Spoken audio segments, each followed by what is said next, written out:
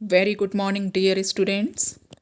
Today I am going to start MCQ related to chapter Psychoanalysis मनोविश्लेषणवाद।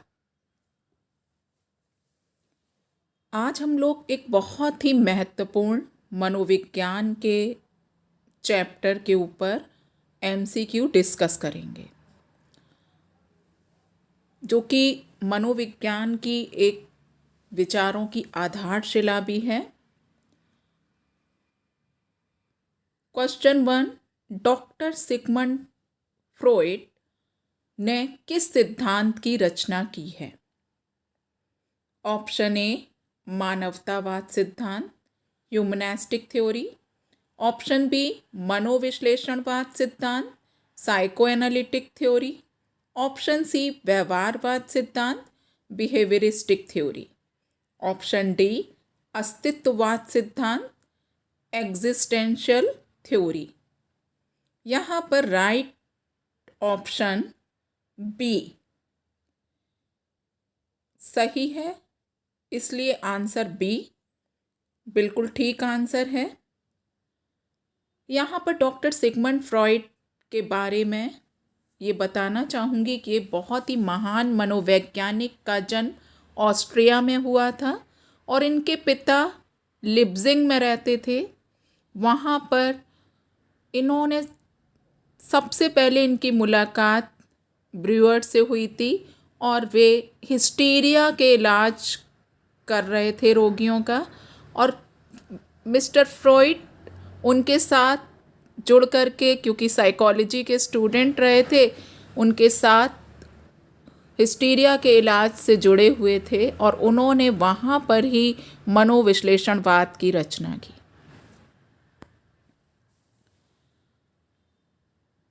Question 2, दमित भावना और अनुभव मुक्त होकर हमारे चेतन मन में आ जाते हैं और अचेतन को चेतन करना कहलाता है। ऑप्शन ए मानवतावाद सिद्धांत, ह्यूमनिस्टिक थ्योरी।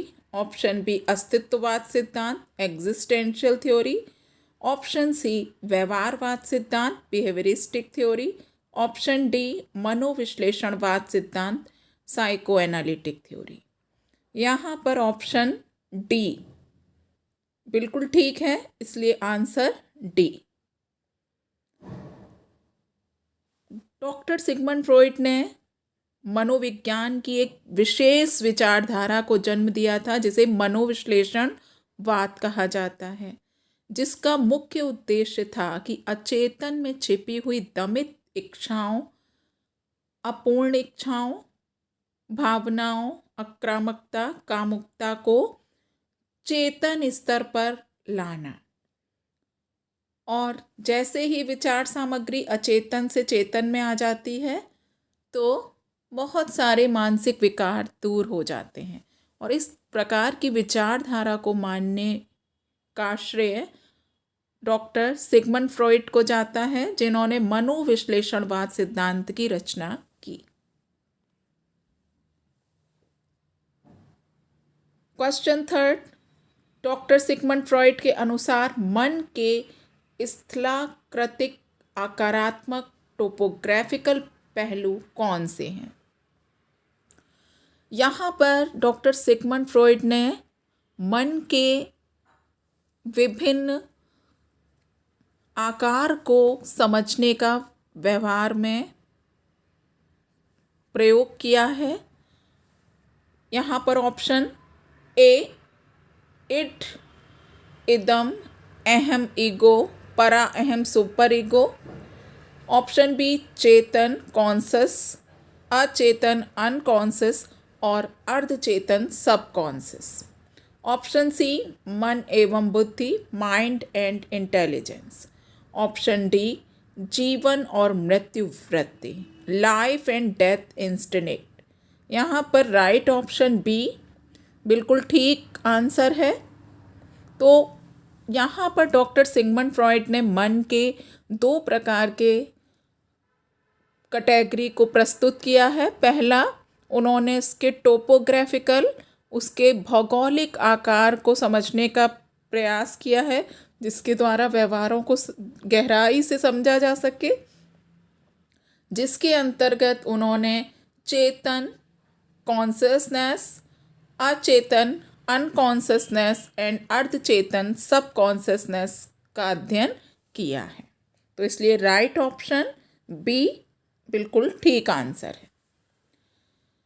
फोर्थ क्वेश्चन, एक ऐसी अवस्था जिसका संबंध वर्तमान से होता है, जिसके बारे में व्यक्ति एक क्षण में जागरूक होता है, जिसमें व्यक्ति सजग होकर बिना किसी विचारों के द्वंद्व के सही एवं स्पष्ट निर्णय के साथ किसी कार्य को करे, तो वह क्या कहलाता है? ऑप्शन ए चेतन कॉन्शियसनेस, ऑप्शन बी अचेतन अनकॉन्शियसनेस, ऑप्शन सी अर्धचेतन सबकॉन्शियसनेस, ऑप्शन डी पराचेतन पैराकॉन्शियसनेस। यहाँ पर राइट आंसर ए चेतन है। जैसा कि नाम से ही स्पष्ट है कि चेतना से आशय हमारी वर्तमान जागरूक अवस्था से है।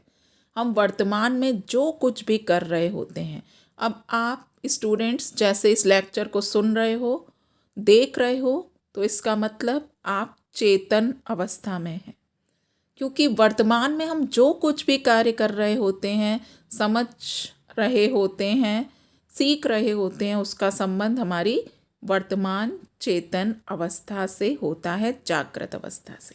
तो यहाँ पर आंसर ए बिल्कुल ठीक है।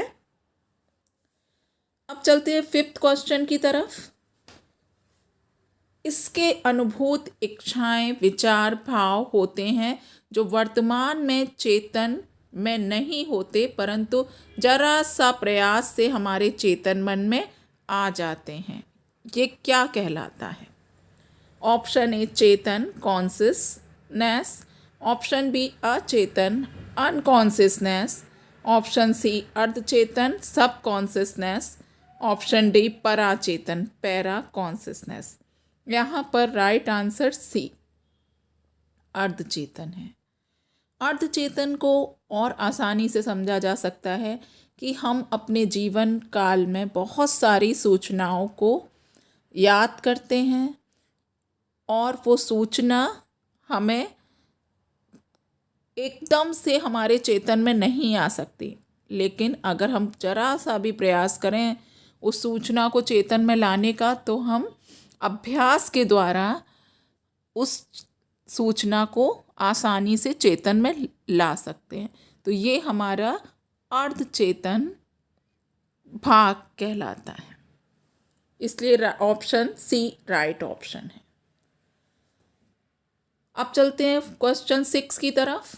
मानव के दमित इच्छाएं या अपूर्ण इच्छाएं जो पूरी ना हो सकी हों, कामुकता, आक्रामकता, क्रोध, असफलताएं एवं मानसिक संघर्ष आदि से संबंधित मूल प्रवृत्ति क्या कहलाती है? ऑप्शन ए चेतन कॉन्शियसनेस, ऑप्शन बी अचेतन अनकॉन्शियसनेस, ऑप्शन सी अर्धचेतन सबकॉन्शियसनेस, ऑप्शन डी पराचेतन पैराकॉन्शियसनेस। यहाँ पर ऑप्शन बी बिल्कुल ठीक है, तो answer B is the right answer. यहाँ पर डॉक्टर सिगमंड फ्रॉइड ने अचेतन की टोपोग्राफिकल एस्पेक्ट्स में 3 प्रकार बताए हैं। इस मन के 3 आकार बताए गए हैं, जिसमें कि उन्होंने चेतन, अवचेतन और अचेतन बताया है। तो यहाँ पर ऑप्शन बी अचेतन, जो कि व्यक्ति के व्यवहारों को निर्धारण करने में एक बहुत ही महत्वपूर्ण भूमिका निभाता है। हमारे जीवन की बहुत सारी असफलताएं जो अगर हमारे चेतन मन में आती हैं, तो हमें उससे अहम को ठेस पहुंचती है। तो अहम अपनी अहम को बचाने के लिए एक मनोरचना का प्रयोग करता है, दमन। या तो वो अपूर्ण इच्छाएं ऑटोमेटिकली स्वतः ही दमित होकर के अचेतन में चली जाती हैं, या ईगो डिफेंस मैकेनिज्म, अहम रचना तंत्र उसको बलपूर्वक दबा करके अचेतन में भेज देता है। तो ये अचेतन की विषय सामग्री कहलाती है। अतः आंसर बी राइट आंसर है। क्वेश्चन 7, अत्यधिक आत्मक प्रेम फ्रॉइड के अनुसार क्या कहलाता है? ऑप्शन ए व्यामोह डेल्यूजन्स, ऑप्शन बी प्रतिमा आइकॉनिक, ऑप्शन सी विभ्रम हेलुसिनेशंस, ऑप्शन डी आत्मरति नार्सिज्म। यहाँ पर ऑप्शन डी करेक्ट आंसर है। अपने आप पर मोहित हो जाना, अपने आप से इतना ज़्यादा करना कि आत्मरति आत्ममोह में चले जाना नार्सिज्म कहलाता है। नेक्स्ट क्वेश्चन, फ्रॉइड द्वारा दिए गए मनोलैंगिक विकास की अवस्थाओं को सही क्रम में व्यवस्थित हैं। ऑप्शन ए मौखिक अवस्था और ओरल स्टेज, ऑप्शन बी लैंगिक अवस्था फैलिक स्टेज, ऑप्शन सी गुदावस्था एनल स्टेज, ऑप्शन डी सुषुप्तावस्था latency stage. Answer 1 A B C D, answer 2 C B D A, answer 3 D B A C, answer 4 A B A C B D। यहाँ पर answer 4 A C B D है। Doctor Sigmund Freud ने मनोलैंगिक विकास की 5 अवस्थाओं का वर्णन किया है।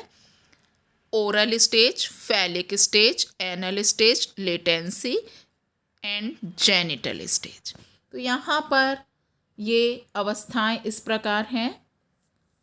पहला मौखिक अवस्था ओरल स्टेज, उसके बाद सेकंड गुदावस्था एनल स्टेज, उसके बाद बी लैंगिक अवस्था फैलिक स्टेज, और उसके बाद ऑप्शन डी सुषुप्तावस्था लेटेंसी स्टेज। तो यहाँ पर answer 4 is the right answer.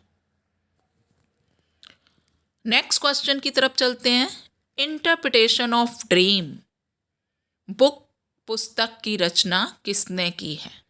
Option A Anna Freud, option B Carl Jung, option C doctor Sigmund Freud, option D Adler. यहाँ पर ऑप्शन सी राइट आंसर है। डॉक्टर सिगमंड फ्रॉइड द्वारा interpretation of dream book की रचना की गई, जिसमें ये महत्वपूर्ण रूप से पाया गया कि अचेतन की सामग्री को निकलने का मार्ग ड्रीम्स हैं, हमारे स्वप्न हैं, और स्वप्न को उन्होंने बहुत ज़्यादा महत्व दिया था और स्वप्न के ऊपर उन्होंने ये बुक लिखी थी। Answer C is the right answer. अब चलते हैं 10वें क्वेश्चन की तरफ। इस मूल प्रवृत्ति को घृणा मूल प्रवृत्ति भी कहा जाता है। इसका संबंध विनाश से होता है। यह मूल प्रवृत्ति जीवन मूल प्रवृत्ति के विपरीत कार्य करती है। इसमें व्यक्ति आक्रामक व विध्वंसक कार्य कर सकता है। यहाँ पर ऑप्शन है ए मृत्यु मूल प्रवृत्ति डेथ इंस्टिंक्ट, ऑप्शन बी व्यामोह डेल्यूजन्स, ऑप्शन सी विभ्रम हेलुसिनेशंस, ऑप्शन सी आत्मरति नार्सिज्म। यहाँ पर ऑप्शन ए राइट आंसर है। विध्वंस से जुड़ी हुई विचार और क्रोध से जुड़े हुए विचार जब मृत्यु मूल प्रवृत्ति व्यक्ति में हावी हो जाती है, बहुत ज़्यादा प्रभावी हो जाती है, तब इस तरह के विचार आते हैं। अतः आंसर ए बिल्कुल ठीक ऑप्शन है। आज ये कुछ 10 इम्पॉर्टेंट मल्टीपल चॉइस क्वेश्चंस मनोविश्लेषणवाद से डिस्कस किए हैं। पार्ट 2 में बहुत ही इम्पॉर्टेंट एस्पेक्ट्स जो डॉक्टर सिगमंड फ्रॉइड द्वारा बताया गया, डायनेमिक एस्पेक्ट्स ऑफ माइंड, मन के गत्यात्मक रूप, इट, ईगो, सुपर ईगो का हम लोग डिस्कस करेंगे और उसमें विभिन्न प्रकार के MCQ मल्टीपल चॉइस क्वेश्चंस को देखेंगे। तो इसलिए पार्ट 2 भी आपके लिए बहुत ही इम्पोर्टेंट है। अगर आपको ये समझ में आ रहा है तो प्लीज़ इसको सब्सक्राइब करके नेक्स्ट पार्ट को आप पढ़ सकते हैं। Thank you.